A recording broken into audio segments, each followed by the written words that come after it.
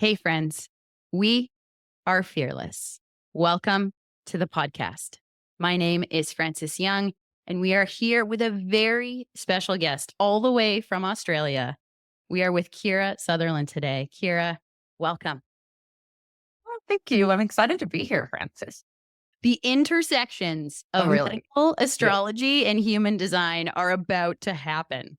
Before we get to this episode, I would really love for you to know what your human design energy type is so that you can follow along with what we're talking about, whether it's an episode with a guest or it's the Fearless Shorts.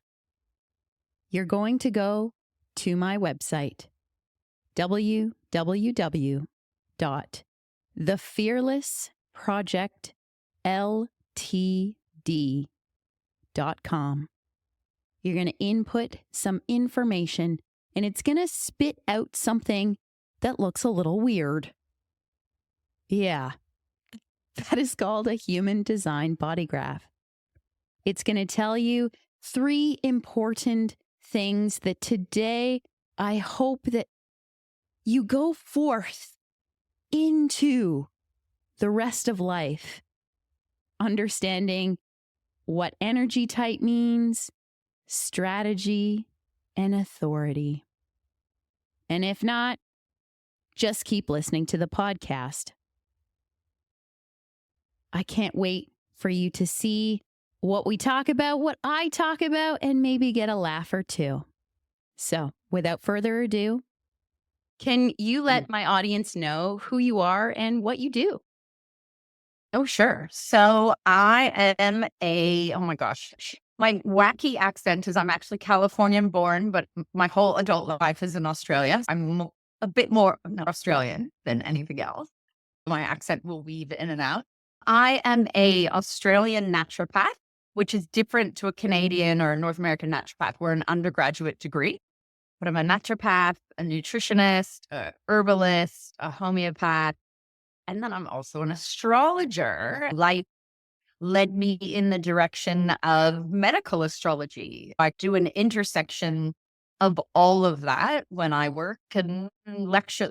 Like, life is good. I get to lecture around the world in both naturopathy and medical astrology. It's crazy.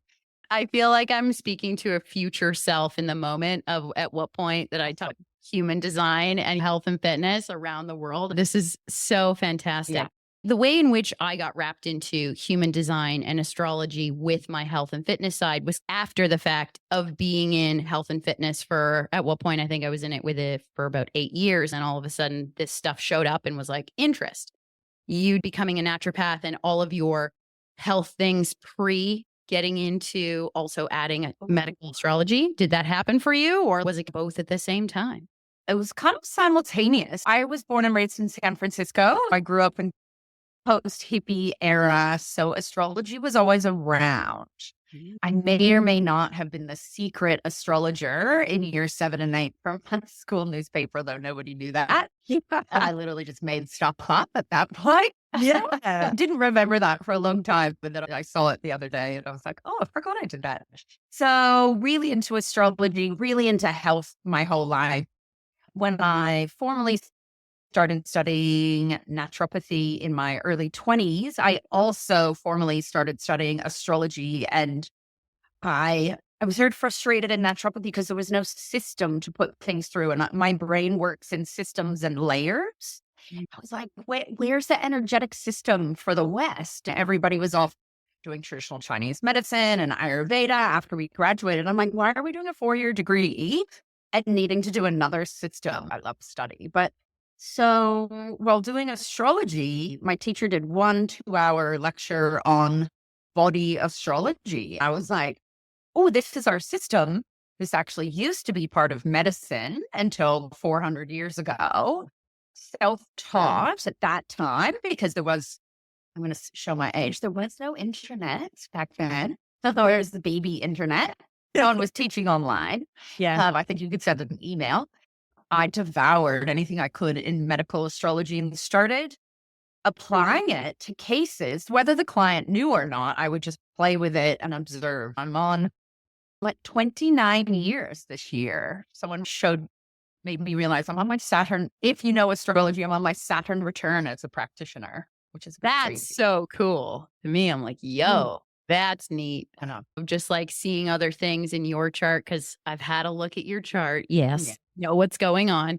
The fact that the North Node is right next to your sun and all these things that are ultimate next level destiny for Kira is happening right now. It's so cool. Yeah. For the astrology. It's a transition. It's definitely a transition year where things change to a different level next year. And I have a book that should be out by the end of the year. So. Well, I'll probably be one of the first 100 to purchase it. Let's just say that right now. Hope so. I'm excited. I've got the next 5 weeks to finish it. You will. There'll be days and you just get downloads and you're like, yep, I got this. My first medical astrology book, is it even on my desk? No, it's not currently on my desk, but I think it's by Jean Avery. It's Jean Avery's. It's a very, I'll put just in air quotes, basic, because it talks about what you got on the 1st and the 6th. Then it talks about where is your moon with regards to if it is in the 10th or the 4th, and all these kind of concepts about medical astrology. Now that I've been starting to dive into a little bit more and make my own conclusions for myself, just like yourself, I'm going to test out these things as that for myself. I test out somewhat depending on my personal training or stretch therapy client. I'll know what their energetic human design is. If they're a generator and they have an open solar plexus, I know that they could be filled with somebody else's emotions, and I'll treat them a little bit differently than if something else. It's so amazing. Whether it's human design, medical astrology, it's just such a cheat sheet into understanding somebody's needs or how to support somebody better. I think that's one of my favorite things is people really feeling met. Without them, sometimes you don't even have to tell them, but if you know the back end and you're doing this little bit of like silent detective work of you're figuring out. Oh my God. I love doing that. Even the though secret squirrel, you don't know I'm using astrology, but I'm using astrology. There's a few people in my life at the moment that aren't into astrology, but they're so easy to deal with astrologically. It's like, I'm just going to play with it in a nice way. Yes, I love that somebody else does that. And I'm not the only crazy person that does that. Nothing wrong, but just how you talk with them, how you support them. Totally. Cool. I have a question in particular about a couple planets and things that are just like really that I'm super interested currently as I start to dive deeper in understanding medical astrology and how we can then apply it to human design and just life in general. Mars and Saturn, two of our planets that are close enough to us, Saturn being that kind of like outermost boundary, Mars being this day-to-day fire within us that is really linked to our physical body and capacity. I personally just went through my Mars return. Let me tell you. Every 2 years. Or biannually, twice a year. I always get that mixed up. Biannuals, definitely. My first astrology courses, legitimately, I took last year. But because of how much information I generally surround myself about astrology, I'm a part of an online astrology community that I learn and talk with all the time. That knowledge has felt like it's just skyrocketed when I realized I was having my Mars biannual return in Gemini, because my 12th house, I was like, oh my God, what's going to happen? I'd have to mental burnout, let alone all the things that are going to come up out of my subconscious. And surprisingly, it was overall. What did happen? I couldn't wait to tell you. I didn't have a burnout moment, which was good. I almost towards the end, because Mars is about to exit Gemini this week. I think it enters Cancer literally tomorrow, depending on where we are in the world. And I almost got sick. My system last week was giving me a bit of a chest cold. And a moment where I was like, okay, we got to sleep a little more. We have to have our chamomile tea at night with honey, and just surrounding myself in the ways in which I knew I needed to slow down. But literally on the day it went exact, it was August 11th. I met somebody that I was super into this person. Yeah. Like romantically met somebody? Yeah. like for the first time in person. And I was like, whoa. And then as well, I've been overall in the past year, I've been getting back into dance is I have a university degree in dance. And overall, the amount that I've physically been exerting myself from say July until like right now has been a much greater ebb and flow as opposed to me being a Leo sun, Aries moon, Cancer rising, like driving myself into the go physically, type of person. I was very impressed with myself and just like what transpired because I very much try to not fearmonger the potential of what a transit can do.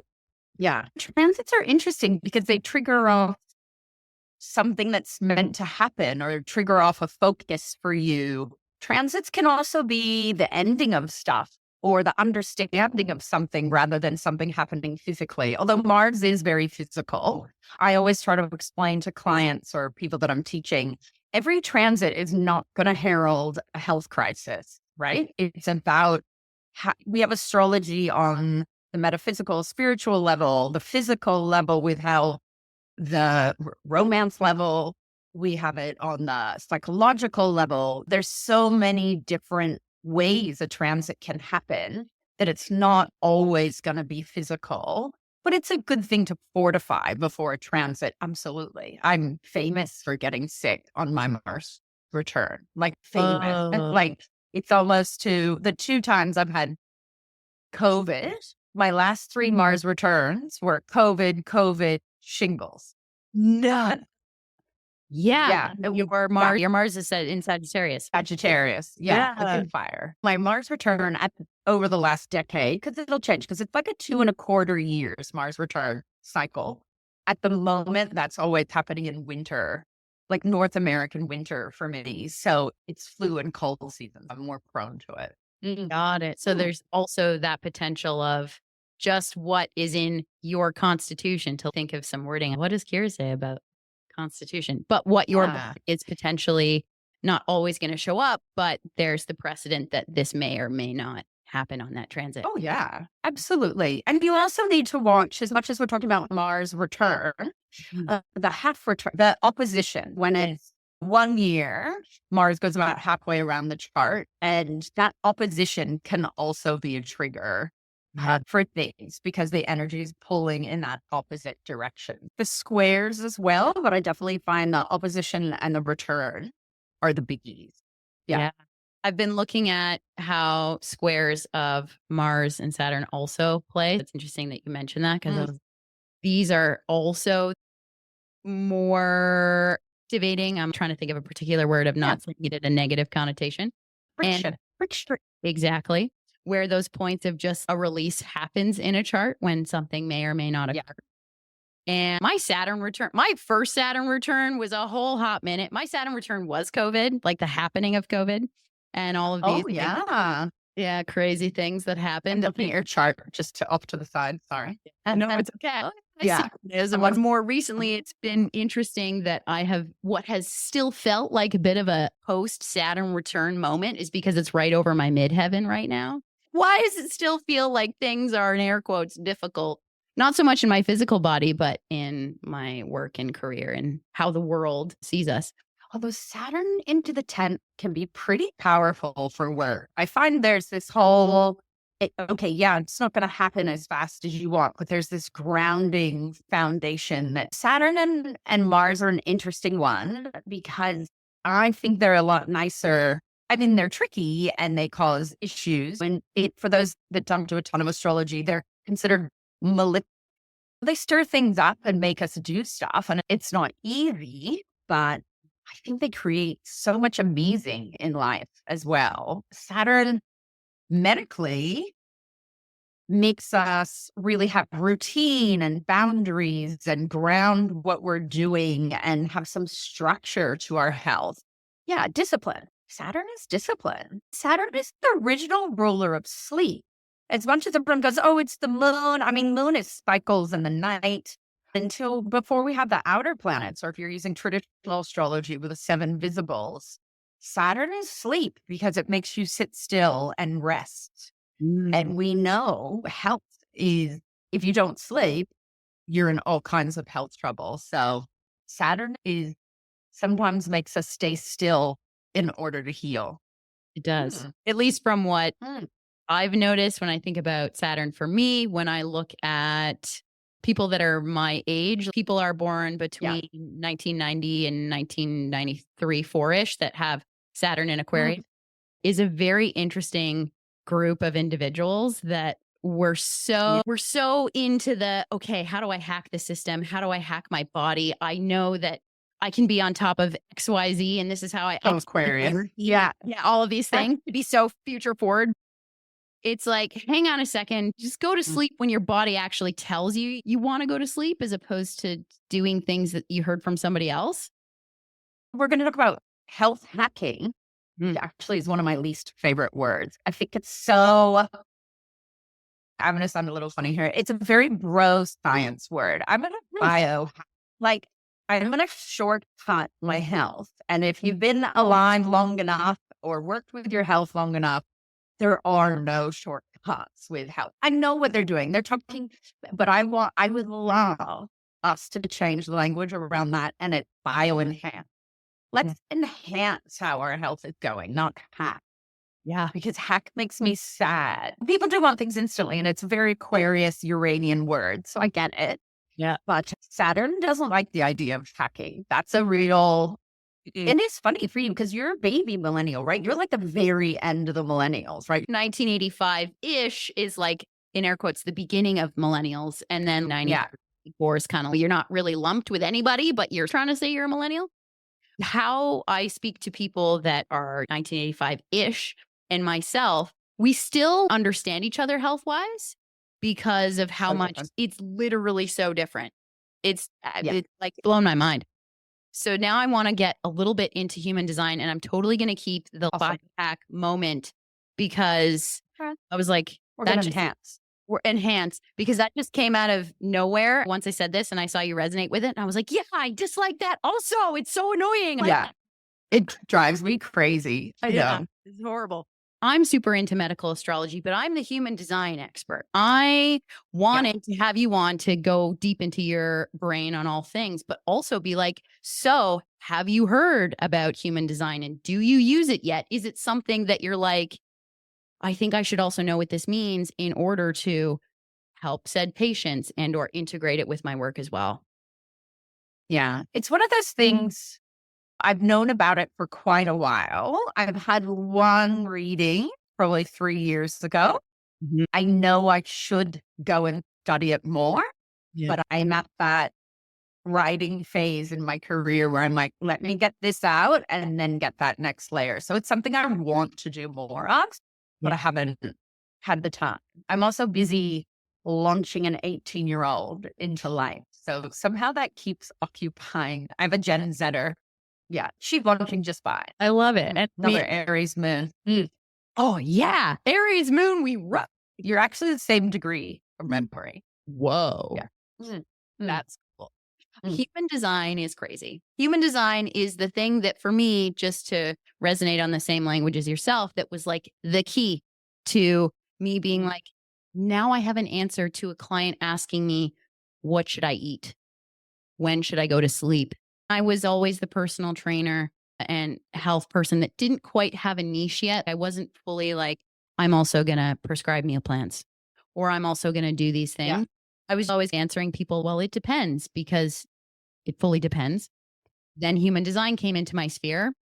I've been doing it for about 2.5 years. I'm still like in embryo stage of understanding it. Yeah. It has helped and changed my life in more ways than I can literally count, let alone the very smallest things, as I'm sure in how when you speak to someone with regards to their chart in a medical way, that when I describe to somebody that they are a generator, which I'm a generator, that's the most prevalent energy type. We're literally just minions.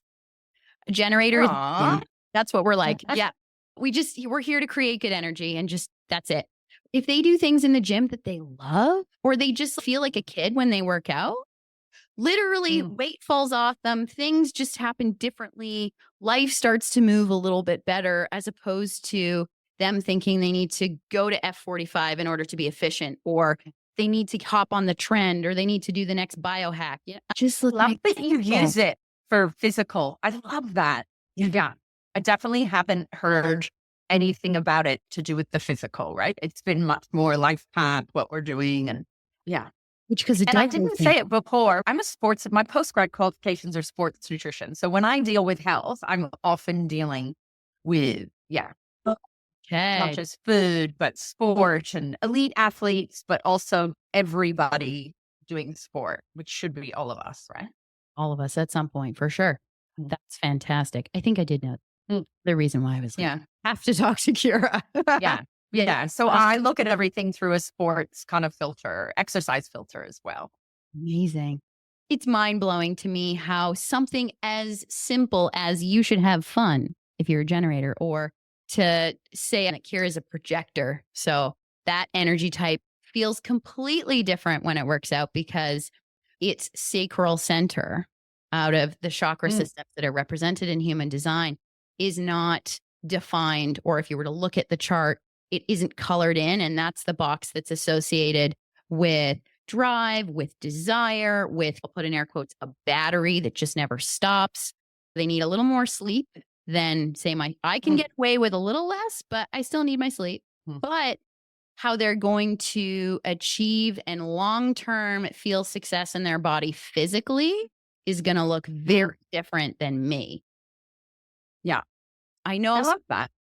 In your past, this will be funny of me just remembering cool things like this. You've been a runner and a swimmer. Things I've I did running, swimming, ski, every sport possible. I'm so much Aries in my chart. I was that tomboy doing every sport, and I still do an enormous amount. I've done Ironman multiple times, triathlon. I got heavily into triathlon at my Saturn return. And there's something in also your chart that I'll go a bit nerdy on this. You've spoken a lot about discipline naturally and structure of things. There is something in your human design chart that is called a quad left. Those people thrive on structure. They thrive on always being physical at the same time, always eating at the same time, literally just in any way that their brain can have a system as well. You said systems earlier. I'm like, oh, systems. Yes. Quad left. System. Yeah. And bait for, right? Yeah, they do. They just make sense. There's kind of no other way to say something about structure. It just follows order and makes things flow with it. When I see that in somebody's chart, especially if they say they're a projector as well, I'm like, yeah, let's make sure that you're doing a triathlon. Let's make sure that you have something that's got a certain amount of distance on this, a certain amount of this, and your body's going to love it. Whereas it's funny, I need a goal, right? If I don't have a goal, I won't do it.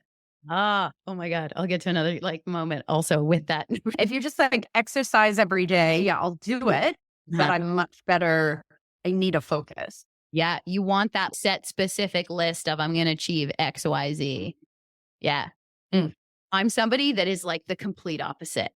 I have a more inconsistent way as to which my body will have a certain amount of energy per day to do said list, to do X workout. And I've been a dancer for the majority of my life, and dance classes have this ebb and flow as to we warm up, and then all of a sudden we're doing tendus, and then all of a sudden you're jumping across the floor. I got into CrossFit as a personal trainer, and I did that for 8 years, something like that, of being competitive and stuff. This is very different. Me trying to put myself into a regimen, I love it. I absolutely love it. But the amount of times I went through burnout, even as a narrator, was so deep. How many times in your life have you been through varying stages of burnout? Definitely. I love the consistency, but I've had to learn to read the signals of you don't get to do that, or you have to, there's a surrender that I've had to learn. Astrologically, I'm a Pisces rising. So you can look at my chart and go, oh, this is this incredible constitution, and I can go, and I can. And people are always like, you do a lot. And I'm like, really? I don't think I do a lot. Like, I just do what I'm doing what I do. But my Pisces rising, I've had to learn to respect that. When I get sick, I get intensely. It's not like I laugh when people, like you said, oh, I almost got sick last week. That doesn't happen in my life. I'm either well or I'm sick. And I'm like on the couch, can't move. So I've had to learn the respect of not, I'm old enough to know not to push through. Yeah. That's also used to a push very through. projector thing. If a projector, they're either they're well or they're sick. It's just out for the count. yes. It's good. Generators ride it out sometimes. Yeah, no, I have no, I'm envious of that, but I have no ability to do that. Once we respect the system a little more of, hey, I know that this is my thing of my first house or my sixth, this energy type is so freeing. It doesn't feel as like, oh, I need to come to said trend to get better or think that I'm going to get better. No, and I guess I've got to that point again where you just, okay, I'm going to let go for a week or whatever it is and just sit still and realize my brain is still going when I'm sitting still. And it's probably my body forcing me to have more creative time. 100%. One moment that you said about having a goal. Yeah.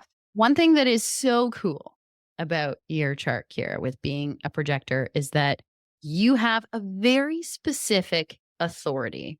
In human design, we've got what, in air quotes, to astrology, the big three is our energy types, literally what we are. And then strategy, which is how our body is interacting with the world. How I go out and walk out my door, my body as a generator wants to respond, as opposed to a projector such as yourself is going to be waiting for the invitation, which has a different mode. Funny enough, I invited you to this podcast. So it did work in so-called the correct energetic way. Then thirdly is this thing called authority, which is how your body is deciding where it goes, what it does, who it interacts with, etc. You have what is called ego authority. And ego in human design is actually super healthy, or they also call it heart authority. And heart authority is obsessed with goals. If they set goals and achieve them, literally, I heard this yesterday of another way to explain it. I was like, oh my God, yes. And I'm hearing you say these things. I'm like, I'll probably already knows, but which is so cool. It's just, it blows my mind as to how accurate it is when someone is an embraced, already unknowing that this is me being authentic, Kira, and I just naturally do it this way and I speak this way. And then that's how you decide. It's so cool. That's so funny. Yes, I'm very goal oriented. And it's not what I want to achieve for an accolade. It's just what I want to do. That brings my focus because I can be quite scattered. I'm not scattered. I just have so many interests and I can go on so many side quests. Yeah. In other language, I'm a late diagnosed ADHD and I'm like, information, let's do this, let's do like, I'm all, that goal and that focus. Yes, I'm going to have 10 side quests, but the goal is more, it's not even the achievement, it's the journey of getting to the goal. That I know how to explain that astrologically. It's all about the adventure to the goal. And then you get to the goal and it's just to the next adventure. And it's not a goal for like monetary or it's what's the journey I have to go on to get to the goal. And that just sounds like your Sagittarius moon in the 10th house next to your MC. That's also that. Yeah. I'm like, yo. Yeah, absolutely. So cool. It's this nice spiritual adventure. Yeah. I think that the correlation to myself, that now that I can speak astrology, like with an astrologer, of knowing these kind of things, and then know very particular things about somebody's energy from their human design chart, I'm like, both don't lie.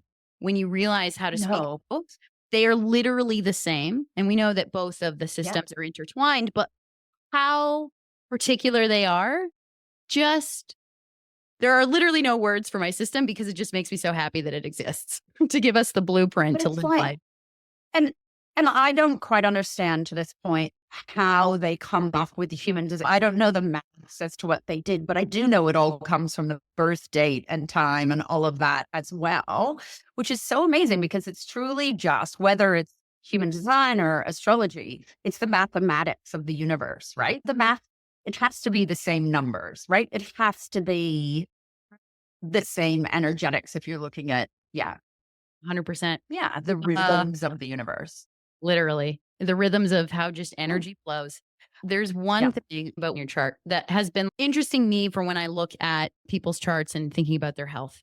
And it's very interesting that for you, your Saturn is also in Aries.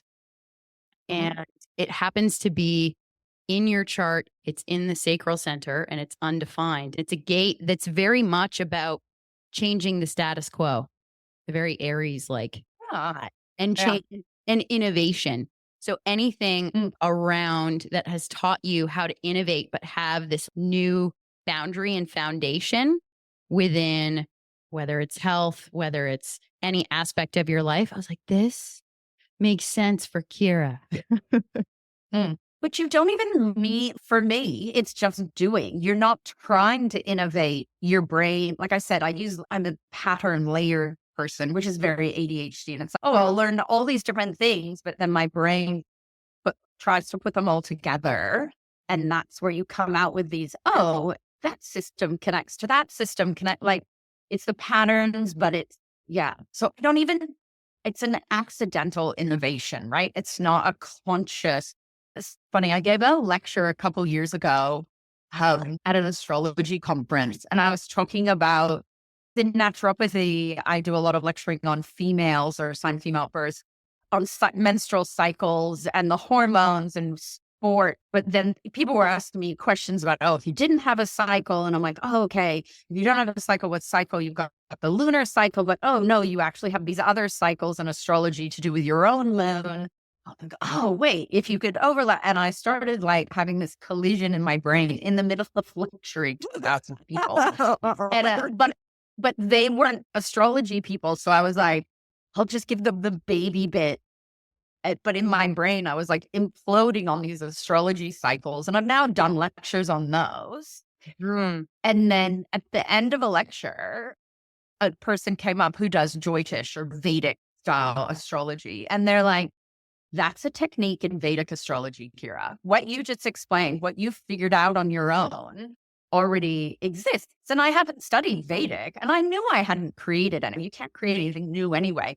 Yeah. It was so funny that I got to, by myself, I got to this system that thousands of years old, because we're all reading the universal energy anyway. And they're like, that's literally a thing. And I was like, oh my God, of course it is. But I was like, isn't that amazing? To say a cool note to vibe on menstrual cycles, let alone a female hormone cycle, which is bonkers in my brain, is the fact that as a kid, I was so active. I didn't have a cycle until like my period came just randomly out of the blue when I was 16. I got it once. I didn't have it for an entire year, and then decided to go on birth control as it said time of life. I think I should, or feeling pressured, etc. That's what we're told. Yeah. Right. Subsequently after that, I had some blood clot issues in the first couple of years, and me figuring that out from my experience with it. And we dealt with that. And then had an IUD for 10 years. And I got a cycle back within a month of taking it out. That's phenomenal. Yeah. That's phenomenal. And for listeners that don't know, the pill suppresses the cycle. Like, as much as people think they're having a period, they're not. They're having a breakthrough bleed from a withdrawal of hormones. It is not, the pill does not regulate cycles. It suppresses your cycle. And what's interesting, Francis, is from the time you get your period, you need to be cycling for 3 to 5 years for a full maturation of the hypothalamus pituitary ovarian axis, the HPO axis, as we call it. But the beautiful thing is the IUD doesn't suppress your own hormones for the first 6 or 8 months, depending on which IUD you put in, because most people that are using IUDs that have a little bit of progestin, not progesterone. It's called the Marina in North America. The Marina. And now we have the Kylina, which is a newer, like slightly less hormone one. For the first 6 months, suppresses ovulation, but after that, it actually doesn't suppress it. So even though you had an IUD, and you weren't, a lot of people never have periods on IUDs, you are still allowing your natural hormones to occur. You are adding in a little bit of hormone, but it's by far less suppressive than the pill. I am personally a much bigger fan of IUDs than the pill. So you getting a period right away still just makes me mama bear happy. Had you said you got a period right away after just the pill, I would have been like, that's amazing. Yeah. But still with the IUD, that's awesome. I love that. It was quite an experience for my body. I was like, whoa, this is cool. We got to give our bodies time to adjust. Like a lot of people, whether they first get their, sorry, I'm on a period right now. All right. Whether they first get their period and they're like, oh my God, it's so painful. Let your body have its rhythms. Yeah.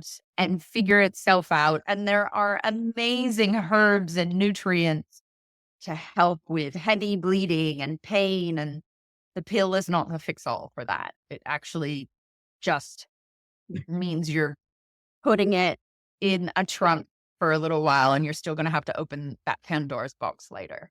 Literally. And you just never know what's going to happen when you open that Pandora's box for X reason that you wouldn't open it. Yeah. For my listeners, it's not TMI at all, because for the types of things that I just happened to say on my podcast, also something to do with human design and just stories that I've heard, even from, say, people that I've learned from and things like that, is that our body will have weird ways in protecting itself. Say an example for period loss or things like that.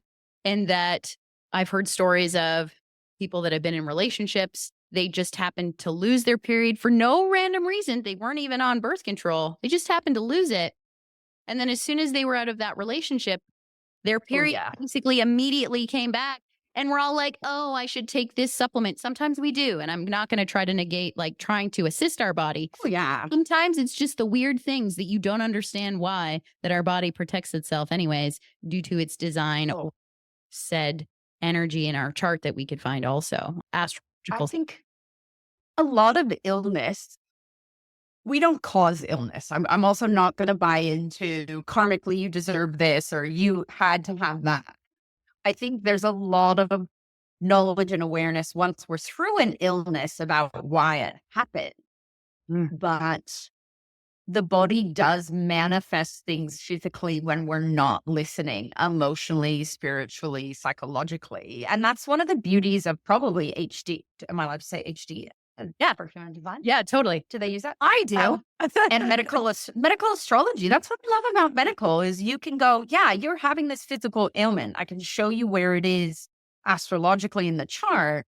But if you can't get to it physically, if you can't mend it, or if we try to work on it physically, you can also set the assignment for people to go work on where that trigger is happening in the chart. Let's also address it emotionally, spiritually, mentally, because health is not just physical, right? It has that the holistic body, mental, emotional, spiritual, physical. We do get illnesses to point out what we are not doing in our life. Often we get an illness so that we are forced to make a change. How many times? I'll put my hand up first to say how many times that has happened to me. You get in order where you get burnt out and you have to take leave from work because actually that job is, in air quotes, to say it in a very blunt way, killing you. Yeah, absolutely. Yeah. Every time big physical stuff happens, even little stuff. If you notice the little stuff, you can make those adjustments and not have the big stuff. I'm not actually early. I'm mid-50s. It's happened a lot. Absolutely. Also, because of my chart, I manifest things physically in order to process. So, yes, hopefully just nothing big. Nothing big. I'll go to that hacking moment / on a list of questions that I pre-wrote out for Kira and I, because I knew that we could just yak for hours, what do you think is potentially going to come out of, say, next with the work that you're doing, or just next in, I'm going to say, in this greater scope of the world of medicine? I feel like astrology, it's now pop astrology's comeback. Human design is like pushing up on being the next cool thing. So I feel like medical astrology is going to have its resurgence to the point where it actually like everybody is a little bit more like truly knowing their sun, moon, rising, truly knowing what it means to have a Mars in either me, Gemini, and yourself, Sagittarius. Where do you think it may go in the medical astrology and just medicine world in general for what you see and what you do? It's crazy. I've been doing medical astrology for 30 years and it's covert, right? It's underground. I'm a naturopath, which is already really alternative. And then, and then I have this super alternative side. It's really since COVID, I'm going to say, for what a hassle and what chaos, and we didn't have some things have come about since then that are amazing. We could also say Pluto going into Aquarius and other things as well. But medical astrology is raging at the moment in a fun way. I don't know how much medical will take it on. I've heard a lot of other medical astrology say this too. We almost need a different name for it, right? Just because so many people shudder down when they hear the word astrology. I don't know. People say it needs a new word, then another part of me is like, no, that's it doesn't. It's just what it is. Yeah. There's definitely baby steps to mainstream medicine looking at energetic medicine in a different way. The visual I get is it used to be this big steel door, like a safe door that was, the big safes with it was shut. Yeah. And it's like the wheel has been turning and there's this little bit of an open door. And it could get shut again. I don't know. That's the visual I get when I check in on it. But it's the vault of what we know and what we can see. It's not there to replace. And we still need modern medicine and surgery. And I'd be dead a couple times over if it wasn't for antibiotics and surgery. It's on its way, but I don't even know how it, just this week, it was interesting. There's a naturopathic congress, worldwide naturopathic congress that I think it's always been happening, but it's happening every year now, usually in Europe. Mm-hmm. And they just put out their application abstracts or do you want to speak kind of thing. And for the first, they usually list all the topics they want to cover. There's a lot more woo-woo mind, body medicine, which naturopathy is based off of that. Naturopathy isn't just physical herbs. It was always spiritual. And naturopathy goes back to traditional medicine. But I hadn't seen that. I called 2 other naturopaths yesterday. I'm like, did you see what, the topics? They're opening the door for some pretty alternative stuff again. And I think we're just after COVID, and I just think COVID opened some doors in a way that we are going to be thankful for. I was looking at that yesterday, and then I got an email today from them, which I didn't know they even emailed people saying you should apply. I was like, is this a sports nutrition thing or is this a woo-woo thing? And I don't even know. I got to find out what they're referring to. It's an invitation. I know. I still have to apply, but it was again, it was really nice to get an invitation. I was looking at it going, oh, I could apply. Yeah. But then getting the email saying you should apply, I was like, oh, yeah, I do. I like invitations. We're back around to whatever you taught me in the beginning. Yeah. Human design. That's so great. I really also do feel that as well, even from just my standpoint as being just personal trainer, trying to advocate for overall general health and the type of population that seems to come to me the most. My client has always been somebody that's either a beginner of getting back into the gym or finding just a health and wellness routine, or somebody that has tried a million things and nothing works for them. Or they've had success and then they're back on whatever other life thing happened and they need to get back on the horse. It's one of the two. And because there's been so much global change and we're still in this height of, to say new paradigm, to say the age of Aquarius and these things that we know are happening, but nobody really wants to say that it's happening, like global warming. And then all of a sudden, it doesn't make sense why our temperatures are XYZ anymore. Okay, we need to wake up and use these other things that have been here for literally ever because they haven't been invented. We're just now reorganizing them, giving them new names. I honestly also don't even like the name human design because a lot of people will either think that it's something to do with the literal design of a human body, which it is. They'll think about it in not an energetic or life purpose kind of way, in which human design actually is. As soon as somebody says astrology, if they're not somebody that's open to listening or I'm super deep in it regardless, everybody They like, shut her down. Some right? people, oh yeah. Yeah. I have so many friends who are doctors. Yeah. And half of them, I don't even know if they know. If you Google me, I'm gone, right? But you can feel the last couple years. Like I've always run 2 websites. I got 2 social media handles. Every now and then on the Naturopathy Sports Nutrition, you can see a little bit of energetics, but I'll try to keep them very separate just so I don't upset people, right? And if you need all the science, I can be there with all the science. If you need science and sacred, I am there. Yeah. But I can feel it's getting close. Like the crossover's happening. And I'm like, wow, that scares me a little bit just for like, I don't know, because there are the haters and I don't want to have to defend myself. No. I don't like politics. I don't like argument. I don't, you know what? If this works for you, I'm going to do it. And if it doesn't, we don't have to do it. That's how I run my life. And as they come closer together, I'm like, I'm excited that it's getting there and it's coming into consciousness rather than below the surface. But I do not want to have to, I don't want to justify what I'm doing. 100% not. Because for one, how long you've been doing it. And 2, just it's your belief system, and that's cool. If somebody doesn't want to, they don't have to. We never have to convince anybody to jump off the bridge with us. If they want to be on a different bridge, they can be on a different bridge. But yeah, I don't like people having a go at other people. It makes me really upset. Mm-hmm. Just let everybody play in the sandbox and be together. Okay, kids? Yeah. Yeah. Very true. Amazing. Well, Kira, this was the best conversation ever. Even though, good.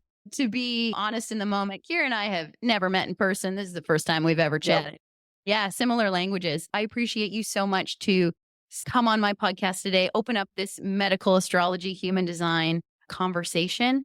And who knows, maybe we'll both be speaking at a naturopathic one day. Yes. Who knows? Yeah, we will definitely see each other. I can tell. For sure. Yeah. I'd like to leave you with a reframe as to how to look at yourself with a little more fearlessness. Once upon a time, I did a meditation. This was a few years ago. Coming out of this meditation, something was very clear from my body. My body told me to fear itself less. You do not have to be afraid of the intuition that your body is speaking to you. You can fear yourself less. You can love yourself more. And I promise you that life is going to show you the rest.